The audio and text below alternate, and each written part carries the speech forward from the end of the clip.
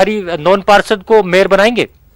देखिए, hybrid formula तो एक बहुत ही ऐसी परिस्थिति में जबकि कोई विकल्प ही ना हो, जब कोई विकल्प ना हो तब के लिए हाइब्रिड फॉर्मूला बनाया गया है। यूं तो चूंकि नियम है तो कभी भी लागू हो सकता है, लेकिन कांग्रेस की ऐसी मंशा नहीं रही कि वो हाइब्रिड फॉर्मूले के तहत ही मेयर का निर्णय करे। हाइब्रिड फॉर्मूला सिर्फ और सिर्फ उस परिस्थिति में जब कोई अन्य विकल्प ना हो तब लागू करने की बात सोची गई थी। मैं समझता हूं कि ऐसी जरूरत पड़ेगी नहीं।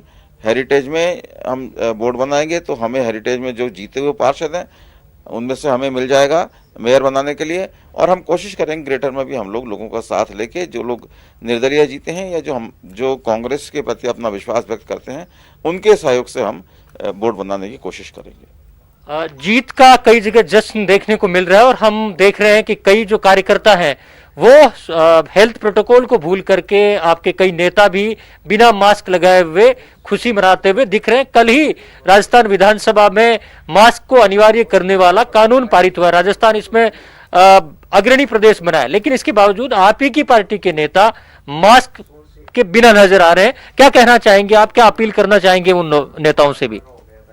मैं सभी से अपील करना चाहता हूं, माननीय मुख्यमंत्री जी भी लगातार अपील करते रहे हैं। सरकार के स्तर पर भी नो मास्क नो एंट्री का अभियान चलाया गया, मास्क वितरण का अभियान भी चल रहा है। तो मैं सभी से अपील करना चाहता हूं, मास्क का उपयोग करें, बिना मास्क घर से बाहर नहीं निकलें, और किसी भी अन्य व्यक्ति को अपने ऑफिस हो, अपने संस्थान हो, अपना घर हो, वो बिना मास्क के किसी को एंट्री नहीं दें। आज जब तक वैक्सीन नहीं बनता है, मास्क ही सर्वश्रेष्ठ उपाय है जो कोरोना को रोकने का है। आखिरी सवाल, ये जो नगर निगम के नतीजे आए हैं, क्या इनको सरकार के कामकाज पर मोहर के तौर पर देखा जाएगा, और उसका क्रेडिट अगर पॉलिटिकली देखा जाएगा तो आप किसको देना चाहेंगे? देखिए, क्रेडिट तो सरकार को, मुख्यमंत्री को होता है, उनको क्रेडिट है भी। उनका निर्णय था कि हम एक की बजाय दो निगम करें, उनके काम के आधार पर हमने वोट मांगे।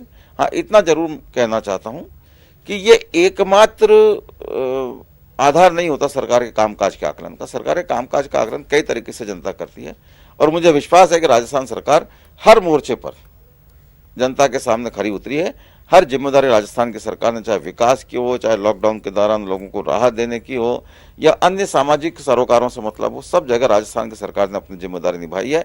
इसलिए जहां हम जीते हैं वहां भी सरकार के कामों पे मोहर है, और अगर हम किसी कारण से कहीं नहीं जीत पा रहे हैं तो वहां सरकार के प्रति किसी प्रकार की कोई शिकायत नहीं है, क्योंकि हम जब चुनाव प्रचार में गए कहीं भी किसी ने सरकार के कामकाज की शिकायत नहीं करी। तो मैं ये मानता हूँ, शिकायत नहीं करना ये बहुत बड़ी बात होती है। सरकार के कामकाज पे सारी जनता, सरकार के कामकाज से सारी जनता खुश है, और मैं उम्मीद करके चलता हूं कि हम लगातार जनता की सेवा करते रहेंगे। तो नगर निगम चुनाव के नतीजों को सरकार के कामकाज पर मोहर के तौर पर भी देखा जाएगा। इसके साथ साथ कई जो कांग्रेस के बड़े नेता हैं उनकी प्रतिष्ठा भी यहां पर दांव पर लगी हुई थी। तो नतीजे जैसे जैसे आते जा रहे हैं तो कहीं खुशी कहीं गम वाला माहौल भी देखने को मिल रहा है। हालांकि अभी 2 से 3 घंटे बाद पूरी तस्वीर साफ होगी, लेकिन राजधानी जयपुर में अगर देखा जाए तो हेरिटेज में कांग्रेस का पलड़ा काफी भारी लगता हुआ दिख रहा है, और इसमें जो मुख्य भूमिका है वो जयपुर के नेताओं की है।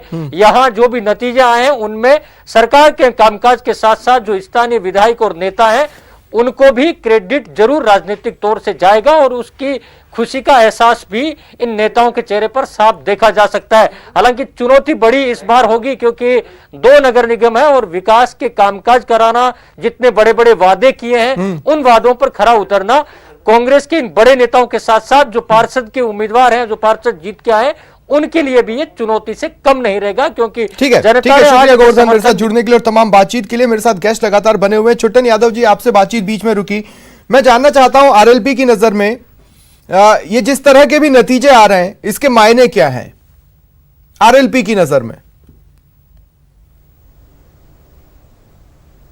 आरएलपी की नजर में जो नतीजे जो आ रहे हैं वो नतीजे निश्चित रूप से कहीं ना कहीं आरएलपी को मजबूत और स्थिति में ले जा रहे हैं, क्योंकि जिस प्रकार से मिथ्ये लोगों में भारतीय जनता पार्टी और कांग्रेस के लोगों में बना हुआ था कि आरएलपी तो गांव की पार्टी है, शहर में इसका कोई वर्चस्व नहीं है, इसीलिए आरएलपी के सुप्रीमो हनुमान जी बेनीवाल के निर्देश के अनुसार आरएलपी ने यह तय किया कि नगर निगम में हम स्पष्ट रूप से चुनाव लड़ेंगे, चाहे हमारी वो नगर निगम के प्रत्याशियों की संख्या कम हो सकती है,